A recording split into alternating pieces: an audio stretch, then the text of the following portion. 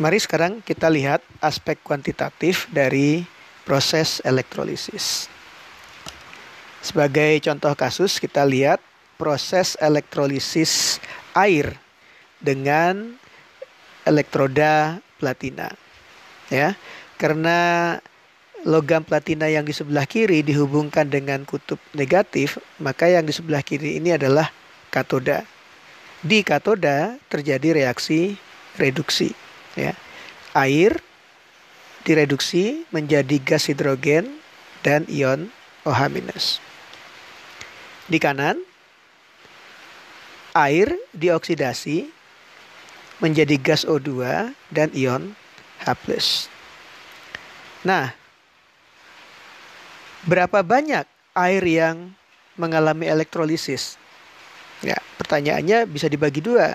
Berapa banyak air yang direduksi pada katoda atau berapa banyak air yang dioksidasi pada anoda? Nah, untuk melakukan perhitungan itu, kita harus bisa menghitung berapa muatan listrik dari elektron yang terlibat pada masing-masing reaksi. Muatan listrik itu satuannya coulomb. Ya. Jadi karena arus itu satuannya adalah coulomb per detik, maka muatan listrik adalah arus dikali waktu dengan satuan detik. Ya. Ini sama dengan arus, ya, satuannya ampere dikali dengan waktu yang satuannya detik. Ya. Ini cara menghitung muatan elektron yang bereaksi. Nah, kita harus tahu 1 mol elektron itu berapa. Ya. Kita sudah lihat pada kuliah sebelumnya, jumlah muatan listrik dalam 1 mol elektron itu adalah 96.485 coulomb, yang kita kenal dengan bilangan Faraday. Angka ini dari mana? Ya, angka ini datang dari muatan listrik dari sebuah elektron. Ya, 1,602 kali 10 pangkat minus 19 kali bilangan Avogadro 6,023 kali 10 pangkat 23. Ya. Ini adalah muatan elektron sebanyak 1 mol.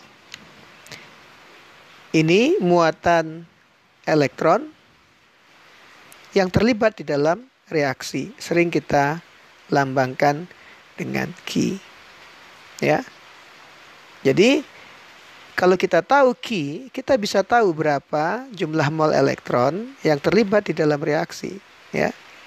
Yaitu Q per F, ya.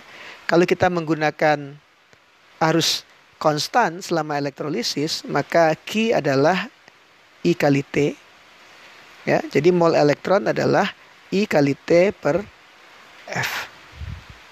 Ya. Nah, sekarang kita coba buat pertanyaan. Berapa gram H2O yang tereduksi jika kita mengalirkan arus listrik konstan sebesar 1 ampere selama waktu, ya, waktunya 1 jam. Nah, kita tahu nih sekarang reaksinya ini. Ya. Jadi muatan listriknya Q itu adalah 1 ampere dikali 60 menit di dalam 1 jam dikali 60 detik dalam 1 menit. Ya. Jadi muatan listriknya adalah 3.600 coulomb. Ya. Nah, sekarang kita bisa hitung mol elektron yang bereaksi itu adalah Q per F. Sama dengan 3.600 Coulomb dibagi 96.485 Coulomb per mol. Ya, ini satuannya jadi mol. Nah, sekarang kalau mol elektronnya sebanyak itu, Anda lihat. Kalau mol elektronnya 2, mol H2O-nya juga 2. Kalau mol elektronnya 10, mol H2O-nya juga 10. Jadi kebetulan di sini mol elektron sama dengan mol H2O. Lalu berapa massa H2O yang mengalami reduksi? Ya, jumlah mol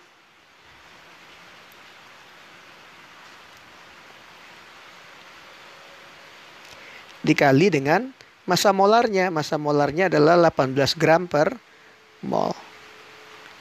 Ya, kalau Anda hitung, kita dapatkan 0,671 gram. Oke. Sekarang coba kita lihat pertanyaan kedua. Berapa gram air yang mengalami oksidasi selama proses elektrolisis ini? Ya.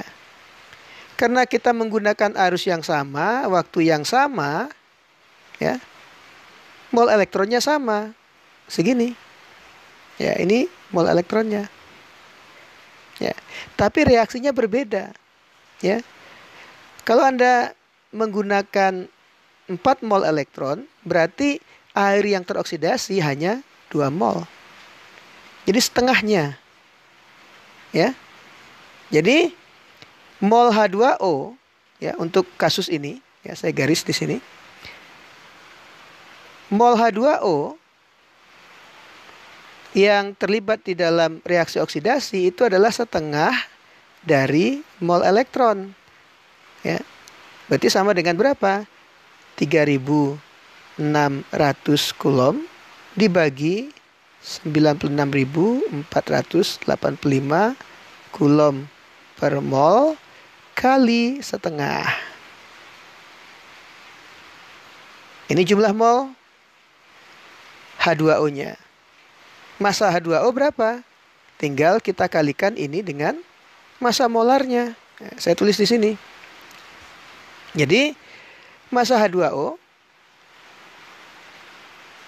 yang teroksidasi itu sama dengan 3.600 bagi 96.485 kali setengah kali 18. Kalau kita hitung, nilainya akan sama dengan 0,336 gram.